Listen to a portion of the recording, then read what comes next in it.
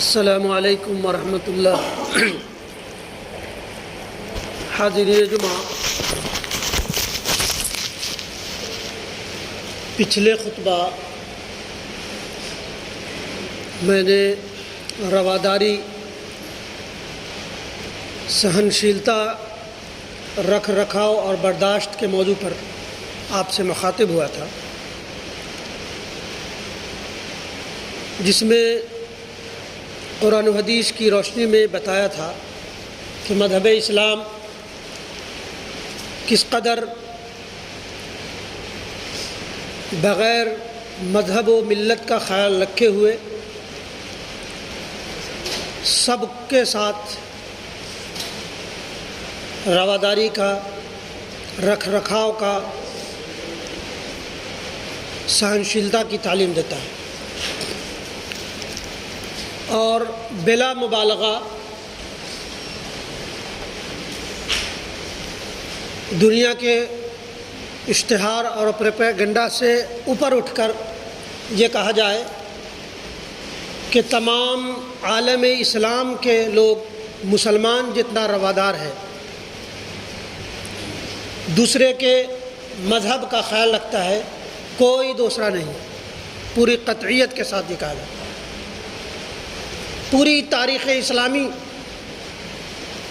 نبوی زمانہ تو نرالا زمانہ ہوتا ہی ہے، صحابہ تابعین کا زمانہ تو ہوتا ہی ہے، لیکن اس کے بعد بھی جتنے مسلم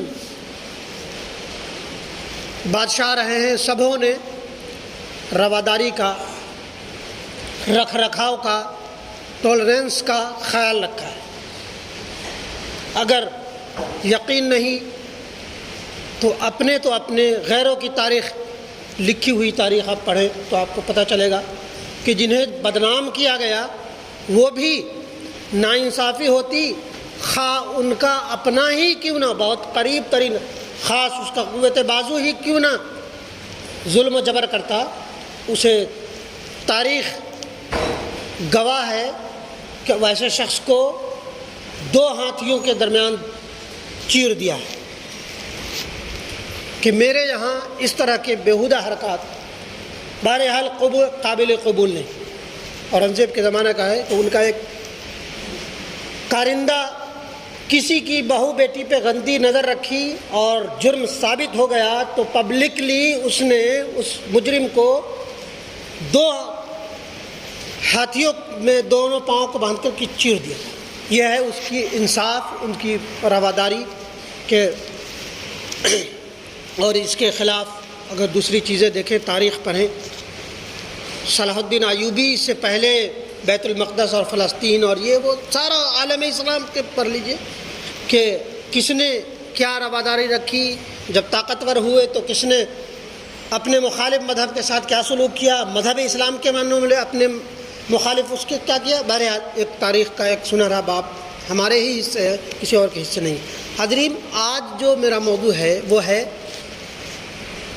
امن و سلامتی، اسلام اور امن و سلامتی، شانتی۔ حاضرین، اسلام محبت اور عدم تشدد کا دین ہے۔ یہ تمام اقوام اور معاشرے کو امن اور بھائی چارہ کا پیغام دیتا ہے، اور تمام بنی نوع انسان کو، یعنی تمام منش کو، تمام جان کو، تمام انسان کے لیے باہمی اخوت و محبت، تعظیم و تکریم، عدل و انصاف اور رواداری کی تلقین اور تعلیم دیتا ہے۔ اسلام خود بھی امن و سلامتی والا دین ہے اور دوسروں کو بھی امن و عافیت کے ساتھ رہنے کی تعلیم و تلقین کرتا ہے۔ اسلام کے دین و امن و سلامتی ہونے کی سب سے بڑی دلیل یہ ہے کہ اللہ رب العالمین نے، اللہ تعالیٰ نے اپنے بھیجے ہوئے دین کو کے نام ہی سے اسلام رکھا، بھیجا ہوا دین ہی کا نام اسلام رکھا ہے، اور اس کو پسند کیا۔ ان الدین عند اللہ الاسلام، سورہ آل عمران آیت نمبر 19، کہ بے شک دین اللہ تعالیٰ کے نزدیک پسندیدہ دین اسلام ہی ہے۔ اور آگے بتایا جائے گا کہ اسلام کا روٹ کیا ہے، کہاں سے نکلا ہے، کیسے ہے۔ اسلام ہی ہے۔ ایک شخص نے نبی اکرم صلی اللہ علیہ وسلم سے پوچھا ایک شخص نے نبی اکرم صلی اللہ علیہ وسلم سے پوچھا، عرض کیا، سوال کیا کہ یا رسول اللہ صلی اللہ علیہ وسلم کون سا اسلام افضل ہے؟ آپ نے فرمایا من سلم الناس من لسانه ویدہ۔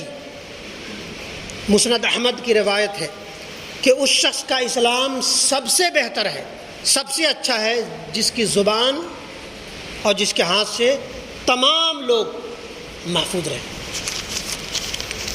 حضرت ابو ہریرہ رضی اللہ عنہ سے روایت ہے کہ نبی اکرم صلی اللہ علیہ وسلم نے مومن کی تعریف بیان کرتے ہوئے فرمایا المؤمن ومن آمنہ الناس علی دمائہم واموالہم، کہ مومن وہ ہے جس کے پاس لوگ اپنا خون یعنی اپنی جان اور اپنا مال کو محفوظ سمجھے۔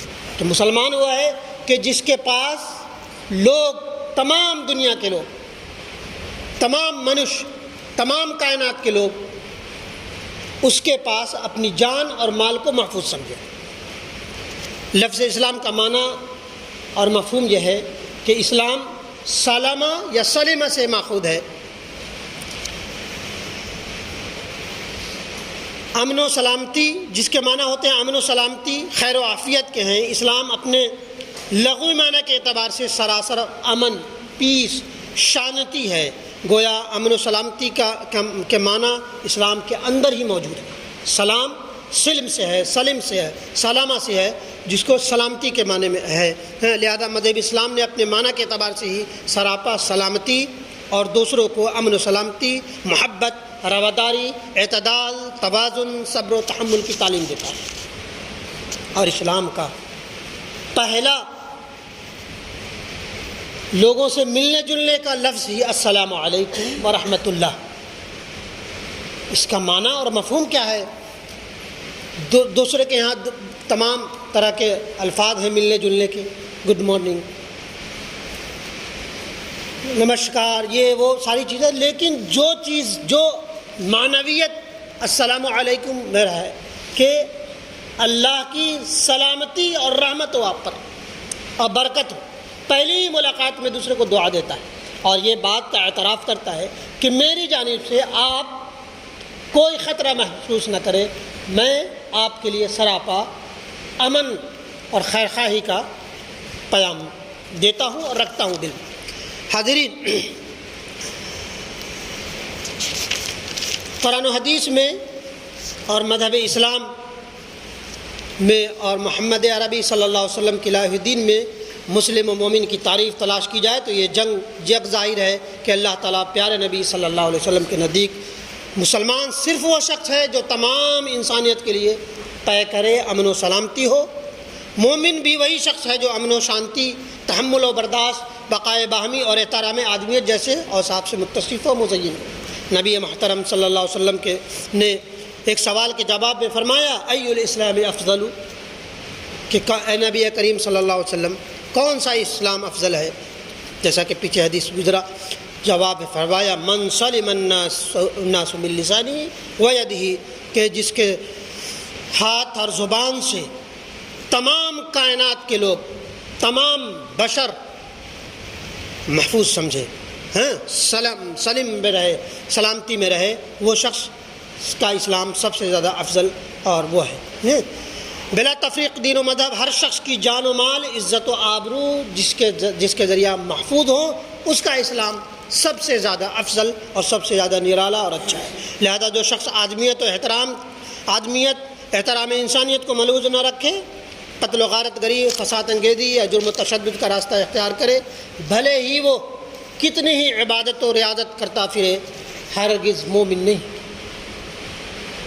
اگر جبر و تشدد کرتا ہے، ناانصافی کرتا ہے، لوگوں کو ڈراتا ہے، دھمکاتا ہے، یا لوگ اس کو دیکھ کر کے خوف کھاتے ہیں، تو کہا کہ ہرگز وہ مومن نہیں ہے۔ اگر کسی شخص نے داڑھی رکھی ہو، نماز 5 وقتہ کا پورا خیال کرتا ہو، تسبیح و تحلیل بھی کرتا ہو، روزہ دار ہو، تہجد بھی کرتا ہو، دعوت و تبلیغ کے علاوہ حج و عمرے پہ بھی جاتا ہو، ہمیشہ حج و عمرہ بھی کرتا رہے، لیکن اس سے لوگوں کی جان و مال، عزت و آبرو محفوظ نہ ہو، تو وہ اپنے آپ کو اللہ کی پکڑ سے اور اس کے عذاب سے ہرگز بچا نہیں سکتا۔ اس کی عبادت کسی کام کے نہیں ہے۔ نبی اکرم صلی اللہ علیہ وسلم نے صاف فرما دیا ای الاسلام افضل من لسانہ و یدہ، کہ جس کی زبان اور جس کے ہاتھ سے لوگ، تمام کائنات کے لوگ محفوظ رہیں۔ اور یہ بھی دھمکی دے دی کہ آپ کے عبادات، آپ کا ذاتی معاملہ ہے، اس کی بنیاد پر اللہ سے کی پکڑ سے اور اللہ کے عذاب سے آپ ہرگز بچ نہیں سکتے۔ اپنی ظاہری عبادت و ریاضت سے، نبی اکرم صلی اللہ علیہ وسلم کی ایک اور حدیث ہے جس کا نقطہ ہے، آپ اپنے ظاہری عبادت و ریاضت سے انسان کو، منشیہ کو، لوگوں کو تو آپ دھوکے میں ڈال سکتے ہیں۔ جو رب کائنات ہے، خالق کائنات ہے، آپ اس کو اپنی عبادت و ریاضت سے دھوکہ نہیں دے سکتے۔ وہ تو وہو علیم بذات الصدور، وہ تو آپ کے دلوں کے بھیدوں کو، دل میں اٹھنے والے ترنگوں کو اور ہلکی سانسوں کو، اور اس کو سب کو جانتا ہے۔ وہ اس سے آپ کا کیوں کر دھوکہ دے سکتے ہیں اپنی عبادت سے، اپنی ریاضت سے۔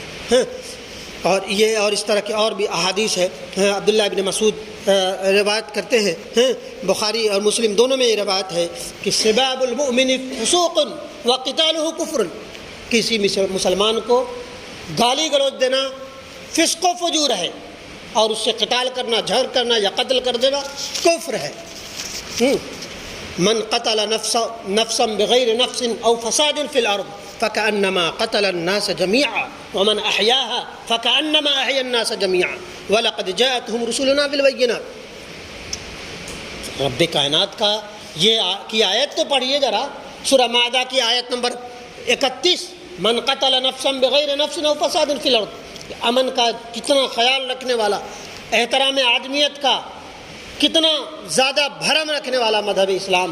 من قتل نفسا بغیر نفس او فساد فی الارض، کہ جس نے، جو کوئی بھی، خواہ وہ متقی ہو، پرہیزگار ہو، اپنے آپ کو وقف کیا ہوا ہو اللہ کے لیے، لیکن اگر کسی نے کسی ایک جان کو بغیر کسی جرم میں قتل کر دیتا ہے، مار دیتا ہے، تو گویا اس نے ساری انسانیت کو قتل کر دیا، مار دیا، سارے منشیہ کا خاتمہ کر دیا۔ ایک نفس واحد اگر کسی کو مار دیا کوئی شخص، تو اس نے گویا ساری انسانیت کو ختم کر دیا، ساری انسانیت کو مار ڈالا۔ اور اگر کسی نے کسی ایک معصوم کی جان بچانی، کسی ایک نردوش کو بچا لیا، تو گویا اس نے ساری انسانیت کا بھرم رکھ لیا، ساری انسانیت کی جان بچا لی۔